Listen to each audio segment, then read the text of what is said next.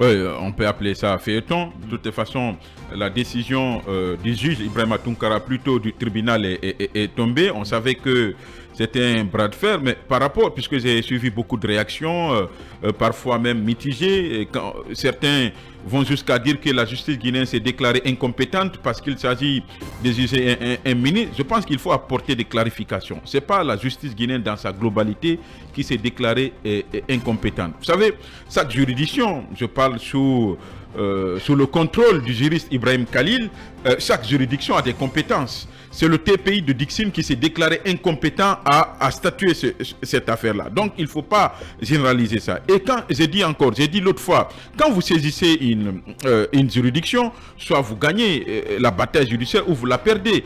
Pour preuve, il y a quelques semaines seulement, c'est les mêmes leaders du FNDC remporté une autre bataille judiciaire. Donc cette fois-ci, ils ont perdu. On a suivi les différentes réactions puisque j'y étais. Mais il faut dire que le juge quand même a motivé sa décision. Encore une fois, on ne commande pas une décision judiciaire. Mais j'aimerais quand même apporter cette précision-là parce que ça va dans tous les sens dans la cité. Il a pris quand même 8 minutes à peu près, juge Ibrahima Sori Tounkara, pour motiver sa décision. Parce qu'encore une fois, le juge n'est pas un législateur. Il rend sa décision en fonction du texte qui existe. Donc il a motivé, il a estimé que puisque les faits reprochés à Alphonse Charles White ont été commis ou auraient été commis pendant qu'il était, disons, procureur général, donc magistrat, et pour sanctionner peut-être pour sanctionner un magistrat, il y a le Conseil supérieur de la magistrature peut-être. Il renvoie donc les partis à mieux taper à la bonne porte, hein, pour exprimer, pour parler de cette expression. Donc encore une fois, ils ont été déboutés, ils ont perdu la bataille. Mais ce que je n'aimerais pas, qu'on ne jette pas de l'anathème de la justice. Il y a le principe de double degré. Bien. Ils ont perdu la bataille ici, mais ils ont encore la possibilité. Vous faites allusion aux plaignants. Aux plaignants. Aux accusateurs de Charles White. Aux plaignants, ils ont perdu cette bataille-là, mais je pense que ce n'est pas la guerre ils ont perdu. Le juge même a dit, quand vous n'êtes pas content de la décision, vous pouvez interjeter appel, c'est connu de tous. Moi, je voudrais puisque les leaders du FNDC ont été légalistes en saisissant la justice. Même si encore une fois, certains avaient de la réticence pour dire c'est un ministre de la justice, c'est le patron de la justice selon eux, ils n'avaient aucune chance d'aboutir, mais quand même, ils ont mis la justice face à ses responsabilités. Il ne faut pas jeter de l'anathème sur la justice, il faut suivre la procédure. Et je salue cette démarche-là qui consiste donc à saisir d'autres institutions donc judiciaires. Il faut donc laisser libre cours à cette façon de faire. Il faut judiciariser peut-être le dossier, mais ne jetons pas de l'anathème, du discrédit à la justice. Bien. Quand on perd, il ne faut pas dire que la justice n'est pas bonne parce qu'on a perdu une bataille judiciaire. Ce sont des hommes de droit. Je pense notamment à Ahmed Salif Obeavogi. Il y a eu des pics entre lui et le ministre. Mais oui, même si encore une fois, il n'a pas accepté de répondre au ministre à Charles White. Encore une fois, il faut continuer cette démarche républicaine. Il faut continuer cette démarche républicaine. En tout cas, c'est ce que préconise Lamine Barry, administrateur du site d'information Reflet Guinée. Alors, Abakar Junior Camara, on a vu ce qui s'est passé. Les responsables du FNDC, je fais allusion à Fonike Mengue, à Biloba, à Sekondouno, ont saisi la Cour suprême d'une autre plainte cette fois-ci et contre le ministre de la Justice pour les mêmes chefs d'accusation. Et qu'est-ce qui s'est passé? À la sortie de cette audience, Charles White aussi annonce une plainte contre ses accusateurs. Comment vous expliquez ça, vous? Bon, moi je pense que... À quoi tout cela va nous mener? Je ne veux pas trop m'élargir dessus parce que nous ne sommes pas spécialistes des questions juridiques. Mais ce qui est sûr est qu'il ne faut pas jouer à la conscience du peuple. C'est extrêmement important. Quand le gouvernement a décidé de dissoudre le FNDC et que le gouvernement a accepté de recevoir une plainte du FNDC et que le ministre accepte de se présenter à la justice... Non, je veux parler... C'est des leaders du GF, c'est des personnalités. Non, je veux parler qu'ils ont porté plainte en tant que qui? En tant que citoyen ou en tant que membre du FNDC? C'est là la question. En tant que citoyen, qui estime avoir été victime d'injustice. Si c'est pas, je dis, si c'est pas au compte du FNDC, on peut comprendre. Mais si c'est au compte du FNDC, je pense que c'est pas une structure qui est reconnue par l'État. Et aujourd'hui, moi je l'ai dit dans ce studio, il serait difficile pour un enfant béni d'aller gifler son père. Je leur ai dit qu'ici qu'on ne peut pas permettre de juger un ministre en fonction. On n'a jamais vu ça en Guinée. un ministre en fonction, il a fait une faute, une erreur, on va l'envoyer devant les tribunaux pour le juger, le condamner conformément à ce qu'il a fait. Moi, je n'ai jamais vu ça en Guinée. Je pense qu'il faut qu'on arrête d'instrumentaliser la justice. Attendez, qui instrumentalise la justice? Non, la justice aujourd'hui ne reflète le pouvoir plus. Non, c'est les citoyens ordinaires. C'est tous les deux, il faut se... Oui, mais dans ce cas de figure, il s'agit quand même d'une plainte qui est légitime. C'est les citoyens qui sont sentis heurtés dans leur sensibilité, dans leur dignité, qui ont porté plainte contre le ministre de la Justice. Et si le ministre aussi porte plainte contre eux, qui va juger qui? Il faut qu'on respecte un peu ce peuple. Je pense qu'aujourd'hui, depuis l'indépendance, tout le monde disait que notre justice n'est pas une justice crédible. Alors aujourd'hui, avec la refondation et le nouveau discours des maîtres, dire que la justice va être la boussole pour tout le monde, je pense qu'il faut accorder un peu de crédibilité à ces justices pour aussi donner la crédibilité à la Guinée. Bien, Khalil Camara. Et l'autre chose, on a vu Charles Oued brocarder, descendre même en flamme encore une fois, Maître Salif Bouya-Vogui. Il estime que ce dernier, pour reprendre ses propos, doit reprendre ses cours. Hein. Il ne mérite pas d'être dans une salle d'audience. Je pense que c'est assez grave de la part des ministres. Je ne m'attendais pas à de tels propos, quel que soit le niveau du ministre, de l'avocat Maître Salifou Bouya-Vogui. Un ministre ne devrait pas s'inscrire dans cette logique de dénigrement. Il faut faire comprendre que Maître Salifou Bouya-Vogui, quoi qu'on dise, est beaucoup convoité, est l'un des avocats d'ailleurs les plus convoités de notre pays. Vous ne pouvez pas l'ignorer. C'est quelqu'un qui, même si on lui reproche souvent de n'avoir pas maîtrisé la procédure, mais on sait quand même que c'est un avocat très actif, très volontariste, et qui défend beaucoup de Guinéens. Donc je pense que ce débat n'a pas de sens. Mais maintenant, dans ce feuilleton, je suis très très déçu de cette décision.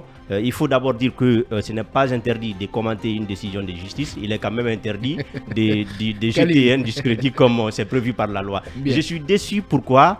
Parce que désormais, c'est une décision qui vient nous dire que quand vous avez affaire à un ministre dans notre pays, vous n'avez que vos yeux pour pleurer. Les ministres ne sont pas justiciables en République de Guinée. Les ministres sont au-dessus des tribunaux, sont au-dessus des juridictions. Donc, ce qui veut dire que les ministres sont permis de tout. C'est ce que je déplore. D'abord, il faut rappeler le principe. Le principe est que tout citoyen, que vous soyez autorité, que vous soyez ministre, président de la République, vous êtes justiciable. Mais il y a une exception qui peut être prévue. Cette exception est souvent prévue par les lois. La loi peut prévoir, par exemple, que comme vous êtes député, si on doit vous poursuivre, il faut suivre telle procédure qui est différente de la procédure générale, de la procédure commune.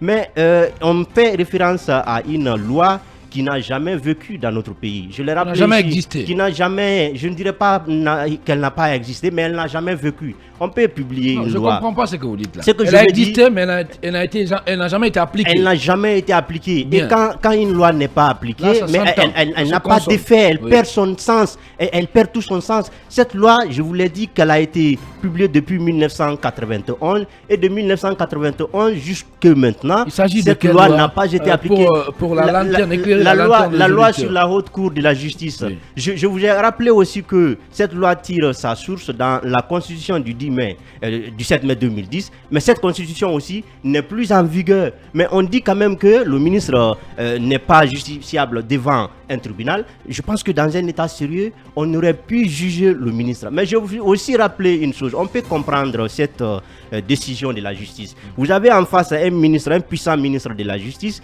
qui d'abord des principes, avant de se présenter devant une juridiction, devrait être suspendu de ses fonctions, parce que c'est là pour éviter qu'il influence le juge qui est face à lui. Mais il n'a pas été suspendu. Il va avec son plein pouvoir devant un tribunal. Dans tous les pays, quand vous êtes mis en cause, vous perdez d'abord le pouvoir que vous avez. C'est pour éviter votre influence, c'est pour éviter, bien sûr, d'appuyer la décision, la volonté du juge. Mais cela n'a pas été fait. Comment vous voulez un ministre qui a le pouvoir de nommer et de dégommer un magistrat, se présente devant ces magistrats, quelle va être la décision de ces magistrats? C'est pourquoi il était d'abord du principe que le ministre soit suspendu de ses fonctions. Donc je déplore que cela n'a pas été fait. La décision... Est-ce que vous pouvez un peu imaginer les conséquences qu'une telle décision pourrait engendrer. Parce que qu'est-ce que ça va faire? C'est que prochainement, quand on sait...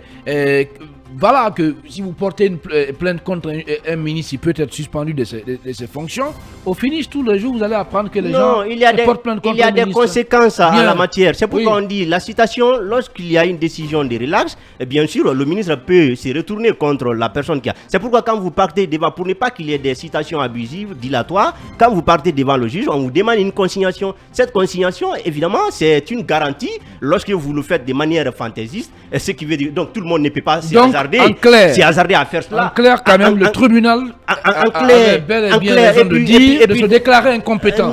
Dans la décision, oui. il est aussi du principe universel que quand un tribunal ou une juridiction se déclare incompétente à juger une affaire, elle doit déterminer la juridiction à qui il faut faire recours. Ce qui n'a pas été fait dans cette décision. Moi, je me demande quelle juridiction désormais il faut saisir. Parce que quand on fait référence à la Haute Cour de justice, cette justice-là, elle n'est pas existante. Elle n'est pas dans notre pays. Alors, un ministre, quand il commet une infraction, quand il commet un délit ou un crime, quitte à celui qui en est victime, c'est très grave. Il faut qu'on revienne. Je pense d'ailleurs que, comme la partie civile, bien sûr, a relevé appel, je pense que devant la cour d'appel, cette décision va être revue parce que les ministres doivent être jugés et devant les tribunaux. Maintenant, quand il y a une loi exceptionnelle, on peut échapper au principe là. Compétent en la matière. Non, n'oubliez pas, c'est vous qui le rappelez. Je dis, quand il y a une exception, c'est-à-dire quand la loi prévoit une exception, on peut échapper à l'exception. Même quand on dit, par exemple, que puisque vous êtes modérateur du supplément, quand vous commettez une infraction, vous ne serez pas jugé comme nous. Donc, vous échappez au principe. Mais il n'y a pas ces principes-là aujourd'hui. Il n'y a pas cette loi qui prévoit ces principes-là. Bien. Pour quelle raison on peut dire qu'un ministre ne peut pas être jugé devant un tribunal? Ça, c'est vraiment grave pour la justice d'un pays. Et je voudrais terminer sur le faux pas qu'a fait aussi le ministre de la Justice, cette annonce de plainte contre les membres du FNDC.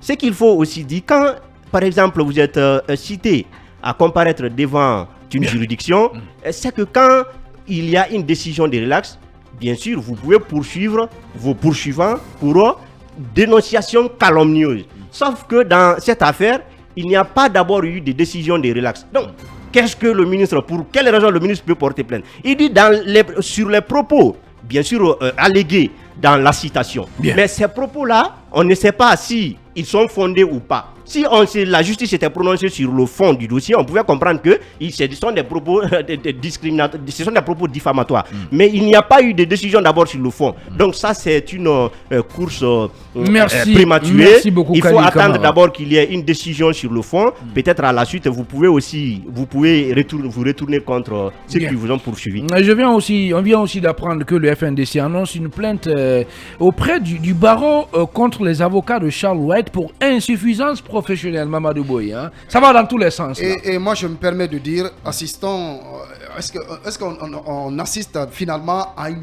comédie judiciaire? Non. Comment ça? Oui, parce que là, aujourd'hui, Charles White, n'est-ce pas, est traduit en justice par des responsables du FNDC dissous pour des infractions comme notamment injures et violences, etc.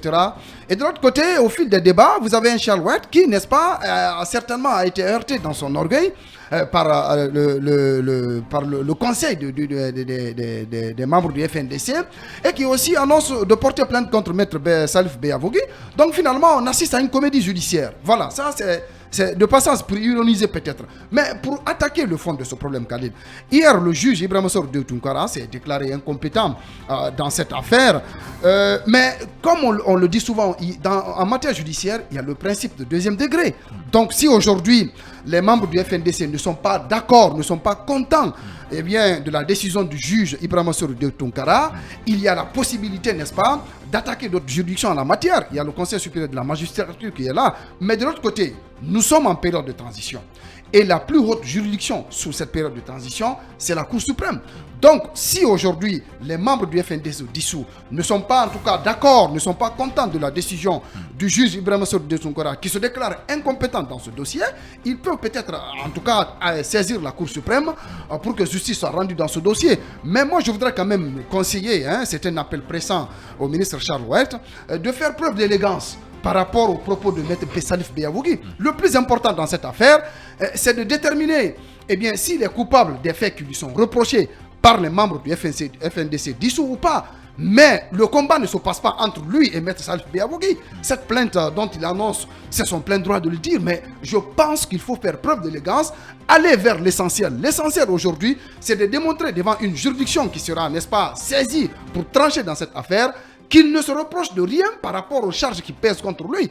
Je pense que le débat devrait se situer là. Mais dire que je vais porter plainte contre Maître Salif Biavougui parce qu'il m'a qualifié de non-magistrat, je pense que ça n'a pas de sens trop. Tout le monde sait que Maître Salif Biavougui, Maître Salif Biavougui et le ministre Charles, ce sont tous des avocats, des magistrats, des gens qui défendent la cause de la justice dans ce pays. Bien, d'accord. Mais de l'autre côté, aller dans cette dynamique, je pense que le débat ne devrait pas se situer là. Et de l'autre côté, Khalil, pour terminer, je pense qu'aujourd'hui, la justice dans ce pays doit encore faire des efforts pour redorer son blason. C'est important. Et de tels actes sont de nature, n'est-ce pas, à montrer cette vitalité aujourd'hui que la justice guinéenne doit nous démontrer pour rassurer les justiciables. C'est mon point de vue. Bien. Alors, l'autre chose, on sait quand même qu'Ibrahima Sori de Tunkara se juge très très respecté, admiré même par les Guinéens, qui, bien entendu, qui conduit le procès des massacres du 28 septembre. C'est le même qui a été choisi quand même pour gérer cette affaire en lien avec la plainte du FNDC contre Charles White. Est-ce que cela ne risque pas, Ibrahima Sori Diallo, de compromettre un peu son avenir judiciaire surtout? Et surtout de jeter une espèce de discrédit sur sa réputation, Ibrahima Sori Diallo. Est-ce qu'il a été récusé? Je ne pense pas trop parce que chaque juge se comporte en fonction du dossier qu'il a sur la main. Donc je pense que sous la forme d'abord, Charles White aurait dû annoncer en tout cas son retrait de sa fonction, aurait dû suspendre en tout cas ou il aurait dû être suspendu de ses fonctions. Parce que vous vous rappelez le dossier, il y a eu du 2 poids 2 mesures parce qu'avec Yaya Sow, lorsqu'il a été impétré dans une affaire de détournement, il a été suspendu d'abord par le Premier ministre, ce qui n'a pas été fait avec Charles White. Parce que Charles White, le juge ne pouvait rendre une décision que ce qu'on a, laissez-moi terminer, ce à quoi on a assisté. On parlait de détournement, mais de toutes les façons, c'est un dossier judiciaire. Le dossier avait été transféré à la justice. Vous savez qu'est-ce qu'on va faire? Le dossier avait été transféré à la justice. Si vous le permettez, Ibrahima Sori Diallo, si vous le permettez, je vais vous interrompre. On va très rapidement céder la place au deuxième passage de notre écran publicitaire, dans cette émission. Et derrière, c'est l'arrêt info que vous allez avoir sur Film Guinée. On revient juste après pour poursuivre le supplément sur la radio du peuple. Partie de ceux qui estiment que Charles White devait être suspendu de ses fonctions. Oui, d'abord. Pour procédure judiciaire. Je dis d'abord que le juge Ibrahima Sori de Tunkara est un très bon magistrat parce que la sérénité avec laquelle il conduit le procès du massacre du 28 septembre le démontre. Mais il ne pouvait rendre que cette décision parce qu'il était en face de son patron, parce que le ministre Charles White est membre du Conseil supérieur de la magistrature, il est d'ailleurs le numéro 2, il fait des propositions, il nomme. Il fait des propositions parce qu'il envoie une liste au président de la République qui valide à travers un décret. Maintenant, sur la forme, je pense que Charles White aurait dû être suspendu de ses fonctions comme ça a été le cas avec le ministre Yaya Sow. Maintenant, les dossiers diffèrent parce que de l'autre côté, c'est un dossier de détournement, certes, mais son implication dans le détournement n'avait pas été avérée. À partir du moment où il était empêtré dans un dossier judiciaire, il avait été suspendu par le Premier ministre Bernard Goumou. On aurait dû faire de même avec Charles White, ce qui n'avait pas été fait. Et maintenant, pour terminer, Ibrahima Khalil, je pense que le ministre Charles White, c'est un ministre de la République, il doit prendre de la hauteur. Il ne doit pas continuer... En tout cas, il ne doit pas continuer indéfiniment à rester en justice ou à s'empêtrer dans des dossiers judiciaires.